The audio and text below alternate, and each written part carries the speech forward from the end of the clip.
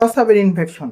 10 জন আপুর মধ্যে 8 জন আপু এই সমস্যায় ভুগে থাকেন। আমি মাহাদিন রেশাদ, মেডিসিন অভিজ্ঞ, ইন্টার্নশিপ, সরকারি জেনারেল হসপিটাল, ভিক্টোরিয়া। অনেক আপুর প্রস্রাবের ইনফেকশন, প্রস্রাবে জ্বালা পড়া। অ্যান্টিবায়োটিক না খেয়ে এই 3টা টিপস ফলো করুন।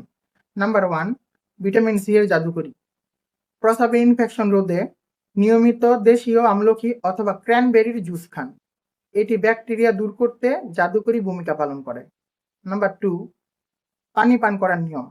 প্রতিদিন 3 থেকে 4 লিটার পানি পান করুন। যদি প্রস্রাব হলুদ হয় তাহলে মনে করবেন আপনার শরীরে পানি ঘাটতি আছে। Number 3, uncommon tips. প্রস্রাবের গতিবেগ কখনো আটকে রাখবেন না। সবসময় টয়লেট থেকে এসে সামনে থেকে পেছনে ফ্রন্ট টু ব্যাক টিস্যু বা পানি দিয়ে পরিষ্কার করুন। এতে ব্যাকটেরিয়া ছড়ানোর ঝুঁকি থাকে না। এই সমস্যা প্রতিরোধে দিনে অন্তত 1 গ্লাস ডাবের পানি অত্যন্ত কার্যকরী। ভিডিওটি শেয়ার করে আপনার বান্ধবীদের জানিয়ে দিন। আর এরকম আরও স্বাস্থ্য টিপস পেতে আমার ফেসবুক পেজ মাহাদিন রেশাদ ফলো করুন। আর আপনার শরীরে কোন রোগে আপনি ভুগছেন তা অবশ্যই কমেন্টে আমাকে জানান, আমি রিপ্লাই দিব। ধন্যবাদ।